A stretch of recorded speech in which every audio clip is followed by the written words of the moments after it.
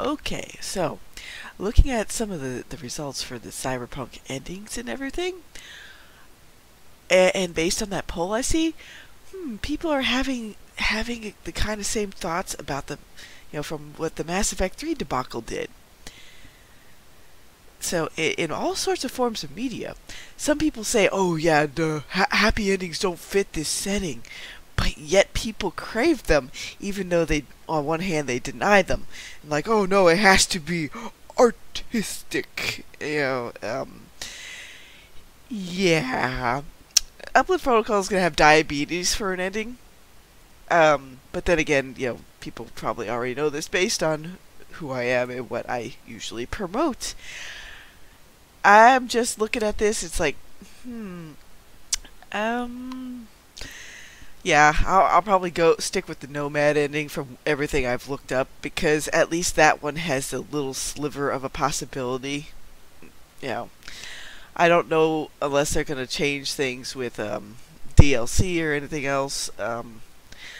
I wouldn't put it past them, because honestly, the same thing happened with Fallout 3, and you know what? I'm glad Bethesda caved and actually switched that around, because it's like, yeah, it seems kind of moronic that they would make an ending where you have people that can help flip the switch, but you end up dead anyway. It's kind of like you invest time and stuff, and then in the end, all you get is a horrific victory.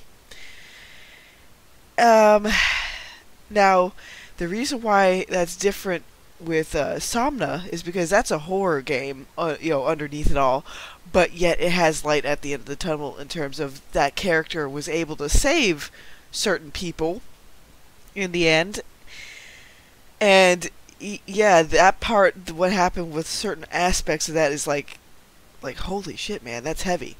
But that's also a horror game. Science fiction horror kind of thing. Kind of like with Event Horizon. Certain people are saved, but to get to that point, the captain had to basically give over everything to get the rest of his team off, and to save the souls of the other ones. So, with Cyberpunk, you don't always have to have, like, downer endings. I think the biggest thing is, like with everything else, a choice, like different variations on the ending, so that way you do have replayability. That's the reason why I don't really go back to Mass Effect at all, because in the end, oh look, different flavor of Shepard death, and even with the destroy ending, you just see that bearish look of like, oh, he or she breathed for a moment and then it cut away. Which, if they end up retconning that in the next Mass Effect, it's like, why didn't you listen to people in the first place, BioWare?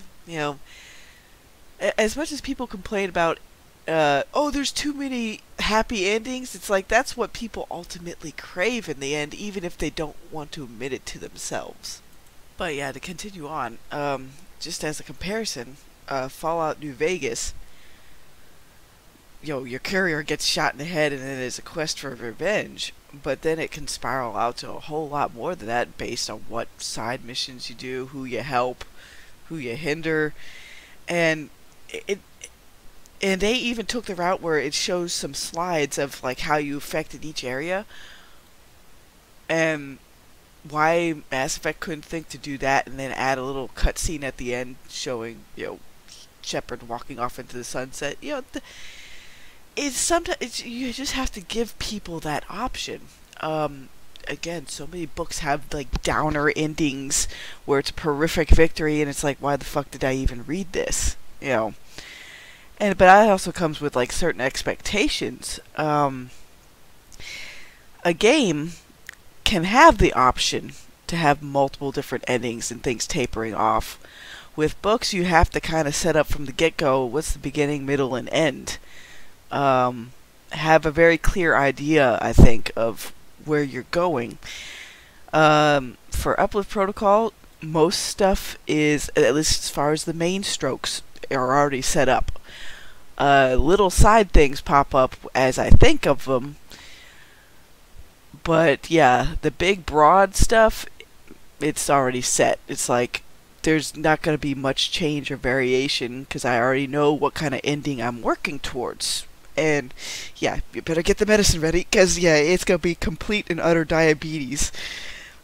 Because I am so very tired of horrific, downer endings. Because even Xena kind of had a downer ending, even though she reincarnates later on. Her and Gabrielle, together across time and all that stuff with that kind of more Buddhist mindset. It's still like, it was a bit of a downer ending. It wouldn't be so bad if that wasn't the normal nowadays, but that is the normal. So that's why I want to provide people with some legitimate happiness. See, I'll let you in on a little something. Bardax kind of know what's coming, because Bardax is filled with smart dogs.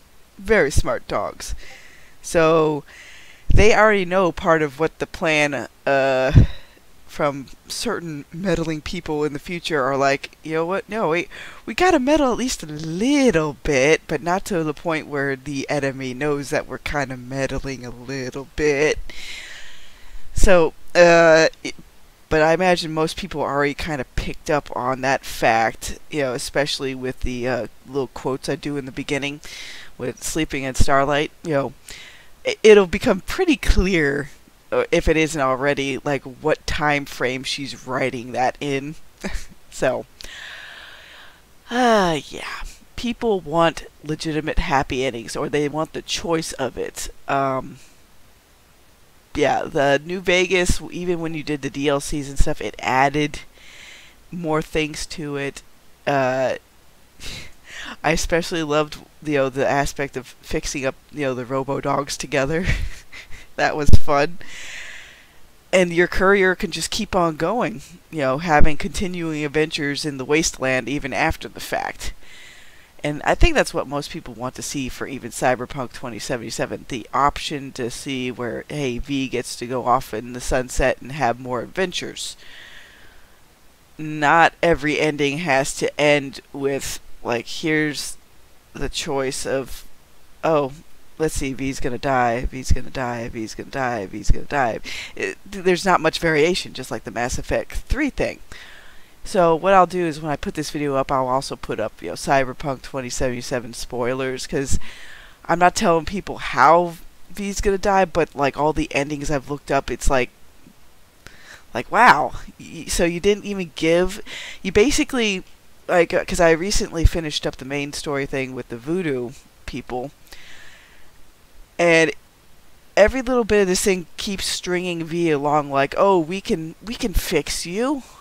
And it's just like, man, so that's V's reward in the end? Like a very curtailed kind of life where it's like, damn, man. All of them are downer endings. Even the one I'm going to pick, you hope that they can help V find something, but at least they get the hell away from the city. And I gotta be honest, looking at even all the romance options and how a lot of those play out, I think, yeah, Judy and Panem were given the definite preference, I do believe, of all the options. But that's just my opinion.